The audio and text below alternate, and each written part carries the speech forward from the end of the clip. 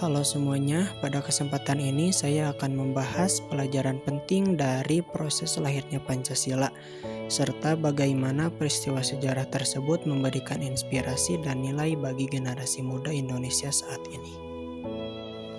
Mungkin sebelumnya perkenalkan dulu, nama saya Muhammad Ryan Firdaus dengan nomor induk 8600278842, Prodi PGSD. Pancasila tidak hadir begitu saja, tetapi melalui peristiwa sejarah yang sangat penting. Pada 29 April 1945, Jepang membentuk BPUPKI untuk mempersiapkan kemerdekaan Indonesia. Sidang pertama BPUPKI berlangsung pada 29 Mei hingga 1 Juni 1945 dengan agenda utama merumuskan dasar negara Indonesia. Dalam forum inilah gagasan dasar negara mulai diperdebatkan dan dimatangkan. Puncak dari sidang tersebut terjadi pada tanggal 1 Juni 1945 ketika Soekarno menyampaikan pidato monumental yang dikenal sebagai lahirnya Pancasila. Dalam pidatonya, Soekarno menawarkan 5 prinsip dasar negara sebagai landasan hidup bangsa. Yang menarik, beliau tidak sekedar mencetuskan konsep politik, tetapi merumuskan nilai yang dapat menyatukan bangsa Indonesia yang sangat beragam. Pada 1 Juni 1945, Soekarno mengusulkan 5 dasar negara yang kemudian dikenal sebagai Pancasila. Isinya yaitu ketuhanan, kemanusiaan, persatuan, kerakyatan melalui musyawarah, dan keadilan sosial. Namun, pemikiran Soekarno tidak berhenti di situ.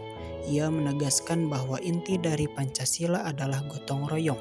Bahkan, ia menawarkan penyederhanaan menjadi Trisila dan akhirnya Ekasila dengan satu nilai utama yaitu gotong royong. Soekarno juga menolak negara yang hanya menguntungkan satu golongan, baik teokratis maupun liberal kapitalis. Baginya, negara Indonesia adalah negara untuk semua, dengan demokrasi dan keadilan sosial sebagai pondasi utama. Peristiwa ini menunjukkan bahwa sejak awal pendiri bangsa sudah memiliki kesadaran tinggi akan pentingnya persatuan dan gotong royong. Mereka memahami bahwa Indonesia terdiri dari berbagai suku, agama, budaya, dan kepentingan, sehingga dasar negara harus mampu mempersatukan, bukan memecah belah. Dari sejarah ini, kita sebagai generasi muda belajar untuk menjaga toleransi, menghargai keberagaman, dan tidak mudah terprovokasi oleh perpecahan. Di era media sosial seperti sekarang, kita perlu lebih bijak dalam menerima informasi, membangun dialog yang sehat, dan ikut berkontribusi bagi masyarakat, minimal dari lingkungan terdekat kita.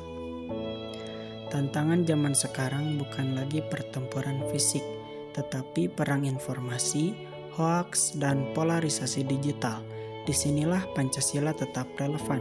Nilai persatuan, kemanusiaan, dan musyawarah harus menjadi pedoman kita agar tidak mudah terpecah dan tetap memiliki karakter kuat sebagai bangsa. Sebagai penutup, Pancasila bukan sekedar teks atau hafalan untuk upacara, tetapi pedoman hidup yang harus dijalankan. Dengan memahami dan mengamalkannya, kita bukan hanya menghargai sejarah, tetapi turut menjaga masa depan Indonesia.